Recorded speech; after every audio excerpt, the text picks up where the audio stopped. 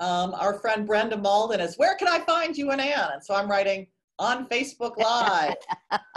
On our Facebook pages, here we are. All our Facebook pages. Good morning, Ann. How are you? I'm fine. How are you, Kyle? Back to work. Back to business. After our 3-day weekend. Well, which really wasn't a 3-day weekend, but for the world it was.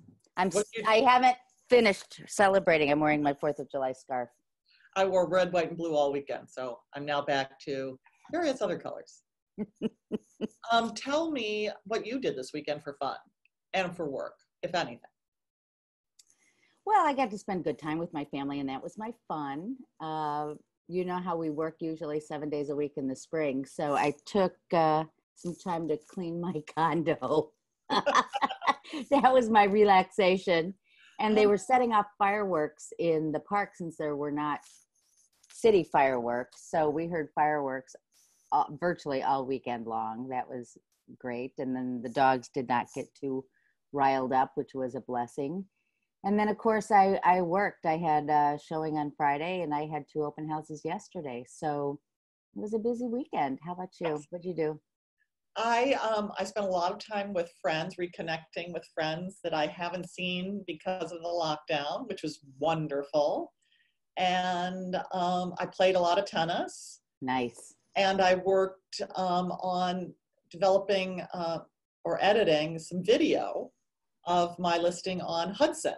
And Great. I realized that that's hard to do. I mean, it's easy, but it's also hard.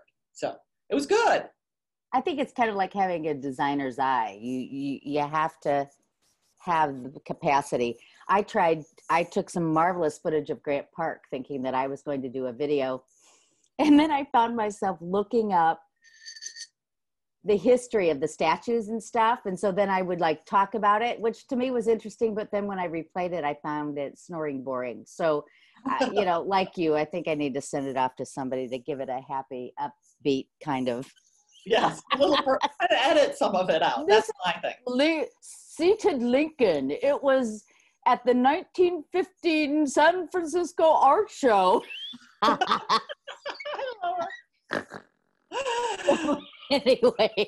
But it was interesting. Stay tuned. Yeah, stay tuned. Stay tuned. It'll happen. Oh, dear. So let's start this morning with some Hotsheet. Yeah, go to the Hotsheet. You want to do some Gold Coast Hotsheet for us? Show us what's going on. I have to share my screen before any of this makes any sense. Hold on. Share. And voila. So this is the 7-day Gold Coast Hotsheet. So it looks like a ton of activity, but and it is, especially in the attached singles. As we've talked about, attached are condos, co-ops, townhouses, communal living, right. And detached are houses. So we saw that one detached property, one house, went under contract, and is that a lot or not a lot? That's, well, the houses in the Gold Coast are really expensive. And so sometimes those are slower to go because they are often very expensive. This was not expensive, but it is also right outside my window. And it is a sliver of a house. And it's been on the market for years.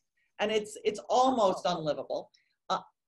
But reduced price by a lot before it went out. By a lot, but it was also sold, interestingly, as various categories. It was offered as a commercial property. It was offered as a house. And I think the fact that they didn't know how to position it in the market may have, and also charged way too much for what it is, played into the long journey to contract. But if you see here, we've got only 3 new houses, and they're all in the multi-million-dollar price range. The lowest price is $2.3 million. The text is a little small. Oh, they're on the 2 to 3 million, you say? Okay. Yeah, there's one that's 2.3 million. That's the lowest price one, and that went on the market at the start of the month on Canada Day. And then for attached singles, so condos, co-ops, townhouses, Right. 20 went under contract during this period. And then 30 came on the market, you know, ranging in price from 139,900 for a studio to almost 3.2 million in the Four Seasons building. Right, I see that. Okay. Yeah. So that's a 3-bedroom for, you know, $3 million. I mean, $1 million a bedroom. And then you'll see before, where is it? Where are the closed? Canceled, excuse me, canceled. 24 canceled. And I'm going to have a question for you after this. And then 12 properties actually sold, closed sale. And those ranged in price from 187,000 to almost 1.5 million. So that's the activity we had over the past 7 days. But here's my question to you. Right. We'll see here that there were 16 price changes and 24 canceled.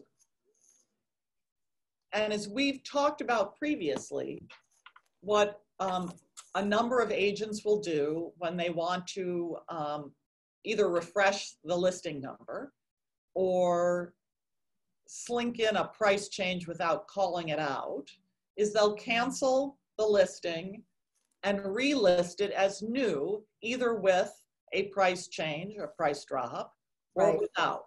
Right. We see here that 16 properties actually called out their price change. Right. What do you think of those two strategies to refresh a listing, bring in a price change, whatever? Well, in fact, sometimes they'll cancel it and put it back on just because it's not fresh anymore. Yes. You know, refresh. And so it's not necessarily due to a price change that they'll cancel and relist. But I've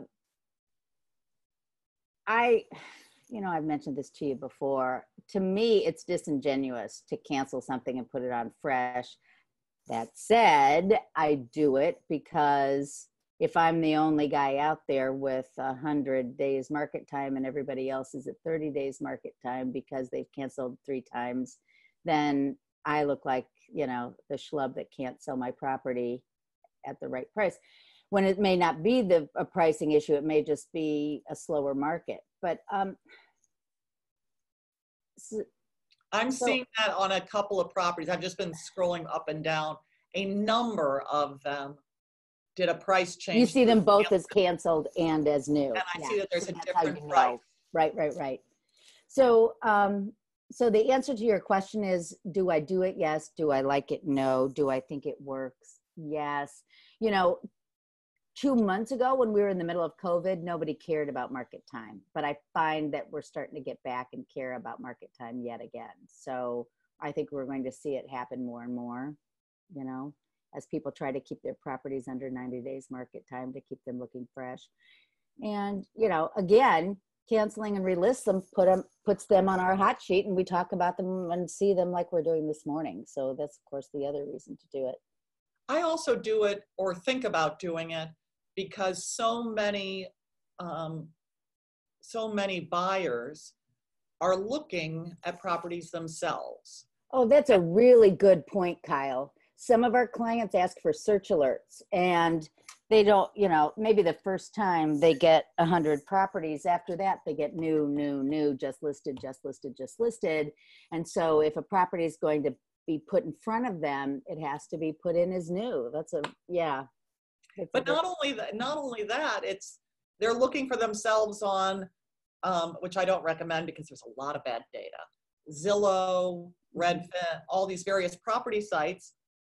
And if they see an old number or they see, you know, it makes them think that there's, you know, this is not a good property. Right. So, you know, the way that MRED, which is our multiple listing service company, might have to think about how these apps advertise property, whether we take the listing number off or we go by, I don't know what it is, but Right. to help us keep accurate information so that we know what's going on rather Right. than. And you know what, too? What I have used with my clients is the Homesnap app. And Homesnap is the app that is basically the MRED app, you know, our multiple listing app. And anybody can use it. They just have to sign in. And the beauty of this app is it'll show you what the property is sold for. It'll show you what the property history is. So if they canceled and relisted, it'll show on there. So anybody who's watching, if you're interested in getting a link, contact Kyle or me, and we will get you in with this. And then you can see the true history of the property. And you can get What is available via Homesnap as well. So one of the other good things about Homesnap is you can stand in a neighborhood on a Saturday or Sunday and ask, what's open? yes, What open houses are around me? And it'll tell you. right. So all good things. Okay. So that's the hot sheet. So there's activity, but it was also a holiday weekend. So there's a little bit less activity than I would have expected. Right. How about you? Yeah, What have you got? pick up? Oh, Well, yeah. sorry. Pending, which I find to be also interesting, because what it says is when a property goes from contingent, which means it's under contract, to pending, it means that those contingencies are gone and it's really getting ready to close. So the fact that there are 15 pendings, not every agent does the switch or enters the switch from contingent to pending in their in the MLS, but the smart ones do. And this shows you that there's a lot of pipeline for closings coming up. So that's that's a positive sign that there are 15 pendings. Yeah, absolutely. All right, I'm stopping share. There we go. Okay, here we go. And I'm going to pull up some numbers I got off of InfoSparks last night. So this is number of new listings. You know, new month, we've got new data. This is the June number here. 3,583 new listings in our market area. And you can see we had a great big V upswing from before. So in a typical year, I've got 3 years here. So in a typical year, here we are in December. Do you see my mouse? I do. Okay. So in a typical year, we're down here in December and then we come up.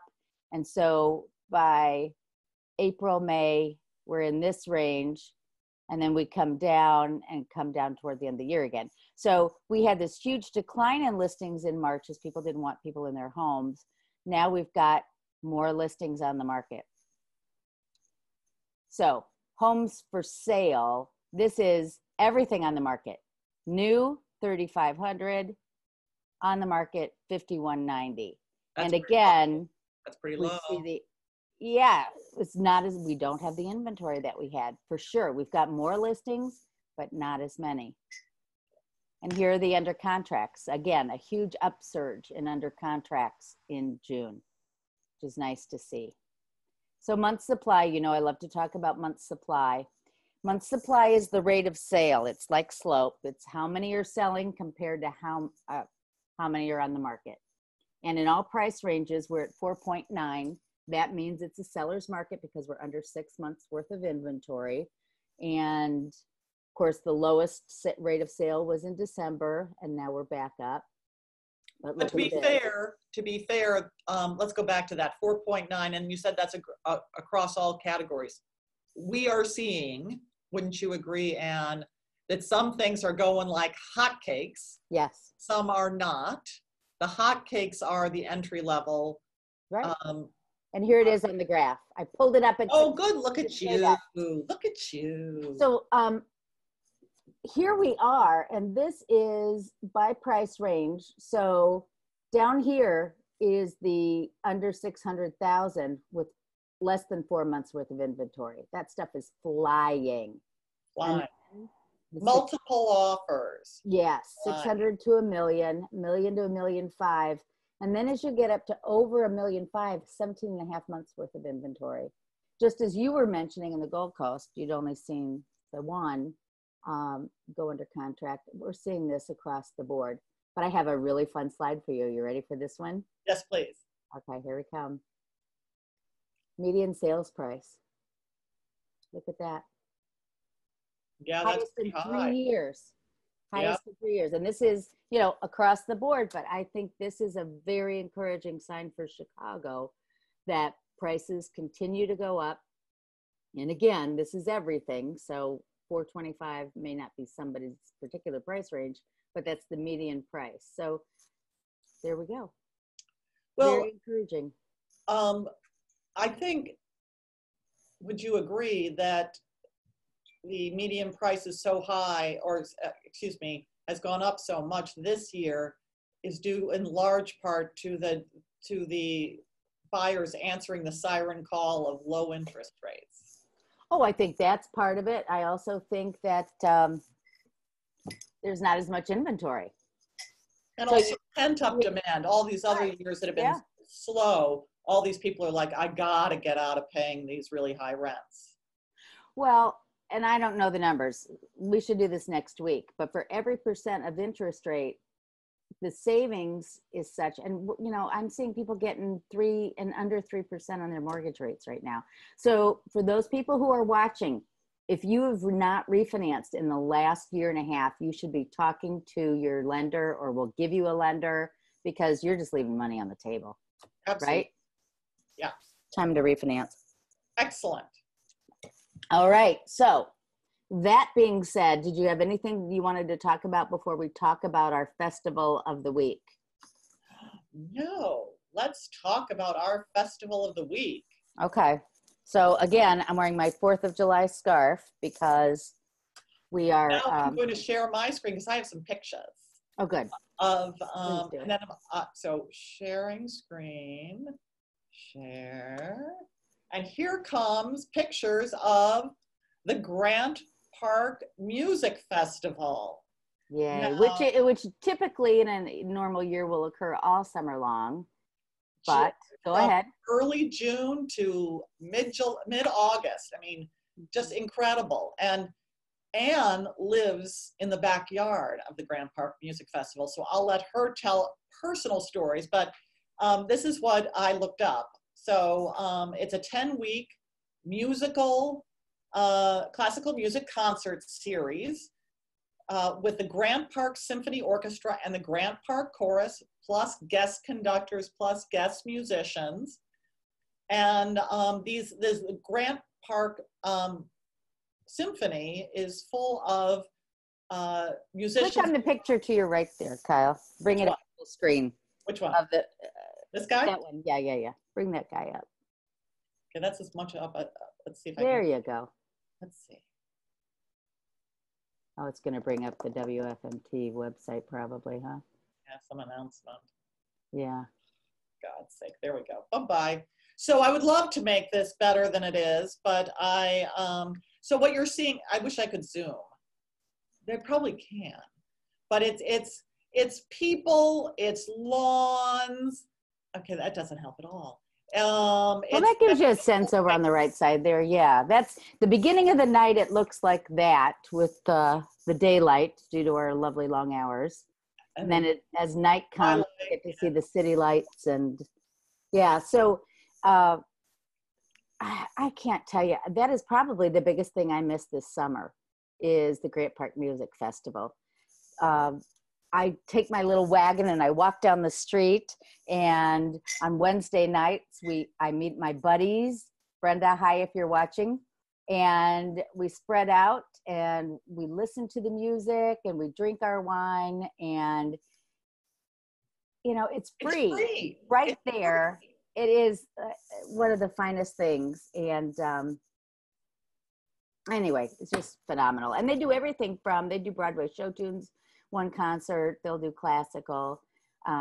So anyway, it is a great, great, great event. And so if you live around this, then you get to go to the concerts, you know, a block away. You get to sometimes be on your balcony and hear the music. And then the other thing is on the 4th of July, they have the traditional 4th of July concert, with the fireworks. And of course, we get Tchaikovsky's 1812 Overture, as every good 4th of July show includes. And anyway, just gives me chills thinking about it. It's so great. So let's talk about properties around Grant Park. Do you want to go first? I created, for once in my life, a little slide deck using Canva, people. Okay. So I got 3 properties. Make it as big as you can make it. That's as big as this one is made. Because Okay. this one was filmed, this camera shot was up and down, so otherwise you couldn't see it. This is 340 East Randolph Street. Right. And it's a condo building amidst a number of office buildings and other condo buildings. Right, so it's right next to the Blue Cross Blue Shield building, if people use that as a landmark. And next to Aeon. And exactly, and it is it is a incredible. So I've given you 3 properties at 3 different price points, all really high up in the sky in this area that is within walking distance of the Grant Park Music Festival. So this one overlooks the park. This is on the market for just under $4 million. And it's 4,268 square feet of beauty. So here's the living room during the day. Here it is in the evening. I'm so sorry. Is that beautiful or what? That's lovely. This is the view from the living room. Look at that.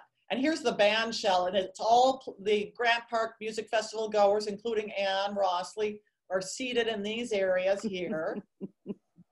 And then, see. Oh, the balcony with the view. That's fantastic. Oh, so my God. Here and listen to the music all night long. There it is, another night view of that. Look at how beautiful that is. Gorgeous. Okay, so that is, it's a beautiful condo, lots of bedrooms overlooking the city, the park, the lake, gorgeous. So that's what you get for $4 million. Okay. And I dropped down to $775,000. All of these are on the market right now for $775,000. The Aqua building, this is unit 5410. So that's Aqua by Jeannie Gang. And it's an incredibly iconic building in Lakeshore East. Now the lower part is the Radisson Blu hotel. And you gain something from having a hotel in your building. Sometimes you get a tad more service for a little less price. So there are good things for living in a hotel. So this is the view. So you can see it's a much smaller apartment, smaller living room, dining room space, but and I've only given you some pictures, but that's the view you get from this beautiful apartment. And also, please look, balcony. A wavy balcony. A wavy balcony, yes. And so that's the kitchen. It's not a big, expansive kitchen like you'll get for $4 million, but hey, sitting there having breakfast with a cup of coffee looking out at the lake, not all bad. So that's one of the balconies. There are 2 private balconies on this. And this is a split 2-bedroom, 2-bath floor plan with 2 balconies. So you actually get a little shot of Pritzker Pavilion there, which is interesting because this building does not front the park. So that should be noted. We're in Lakeshore East here. So we're between Michigan Avenue and the lake, south of the river. Yeah. If somebody's looking for Got a nice shot of the Aeon building, but you do have the band shell from this angle. Yep. But one of this is a high amenity building. In the COVID era, you don't get to use all the amenities, but we're going to come out of this at some point. So there's, so this one is pretty incredible.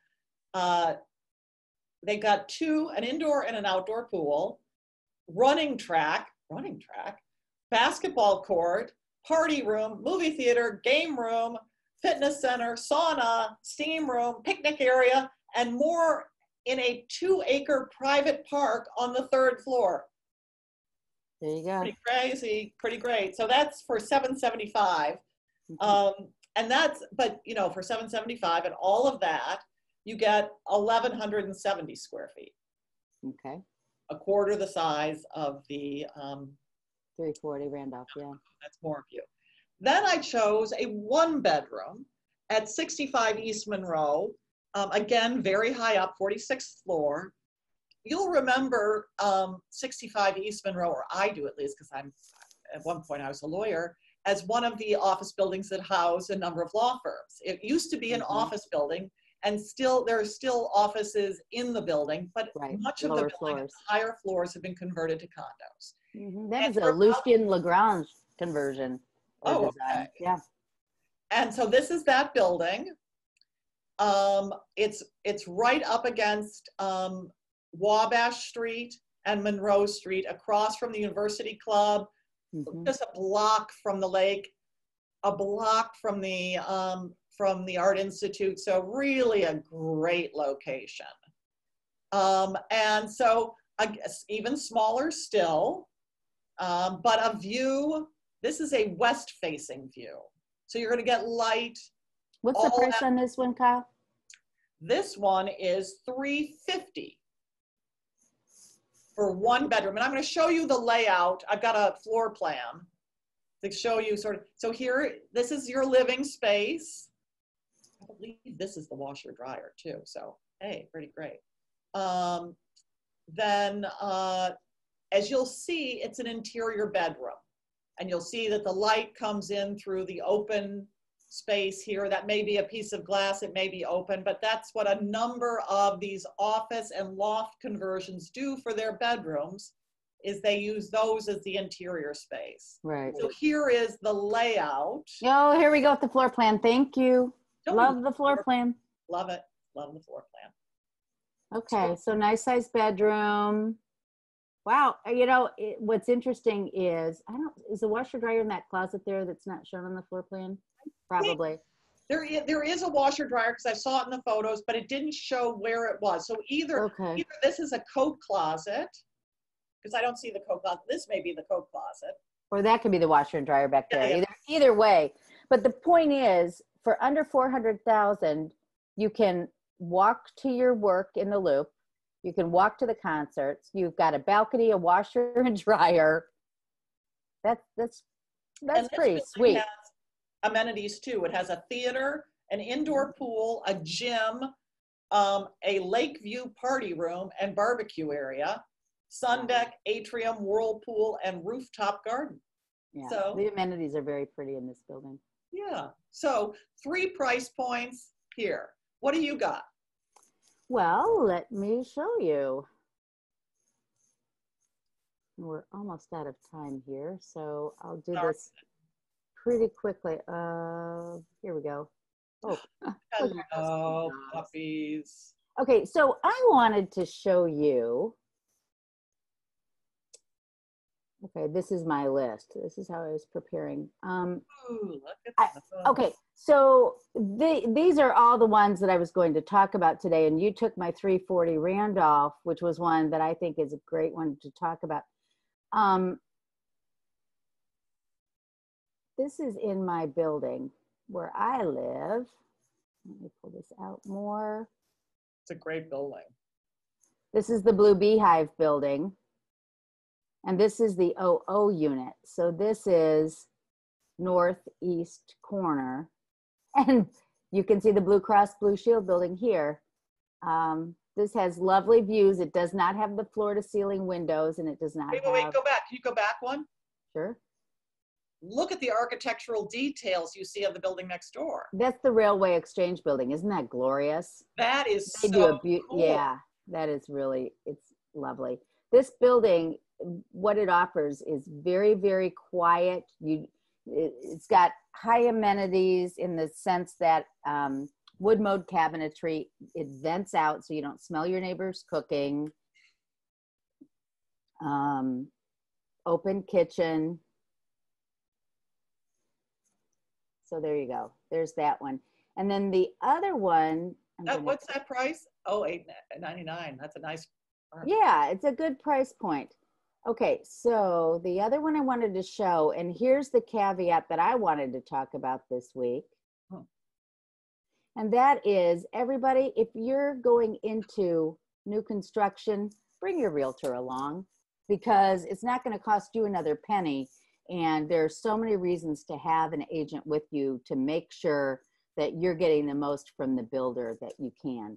This is the Cirrus Building. This is the long anticipated, going in, the last to be built in Lakeshore East.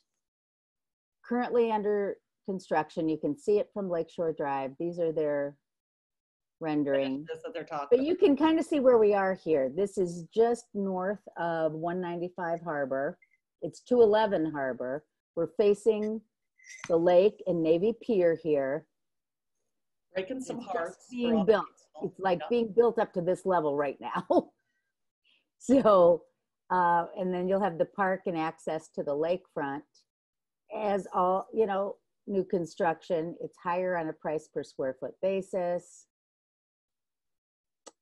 This is Magellan, like the rest of that area. So again, here's a 3-bedroom, 1638 square feet. And you can see it's got kind of these funny jig jags, which is, you know, interesting. It's got the living dining open to the kitchen, which opens to the terrace here, which gives you your view. Nice big master bedroom and the split plan with the bed. So it's a, you know, I think it's a pretty nice floor plan for 1,600 square feet. This is a little squishy over here, but I don't like the jig jags when the jig jags are just the windows. It's when the jig jags are the walls that make right, like a Marina Towers or. Yeah, my God. Yeah. Try and find furniture to go in there. Yeah. So, but anyway, as I said, important for our viewers to pay attention, to bring their realtor the first time they go in, so the realtor can help them put it in context, because otherwise they don't get represented in the purchase of their new construction condominium. So I think that was it. Oh, there was one interesting one at the Garland I wanted to show you. The Garland, excuse me, 130 Garland, the Heritage. Look at this. It's got the 2-story. Ooh. Vacant now. That wasn't the one though. This is the one. 28th floor. Isn't this pretty? So this looks east. You can see where we're looking. Wow. Not too high up, so you really get a sense of where everything is. And but look at this. You've got a little terrace here. Isn't that awesome? Isn't that pretty? Is that private? Is that a private deck? Yeah. Oh, wow. What's the price on this one? Let me tell you. $3,400,000, reduced from $3,700,000. It's 4,000 square feet. So this is an interesting juxtaposition to the one you showed at 340 Randolph. So anyhow, so that's what I have for the day. Well, listen, if you want to see any of these or anything else, let us know. We'd love to show you. We would love to show it to you. And if you have questions about real estate in general, we're always here for you. Give us a ring, send us a message. If you have any questions you'd like us to address on our Monday morning coffee, we're happy to do so. Anything else for the group? Nope. Thank you for watching, and I'll see you next week. See you next time. Bye-bye.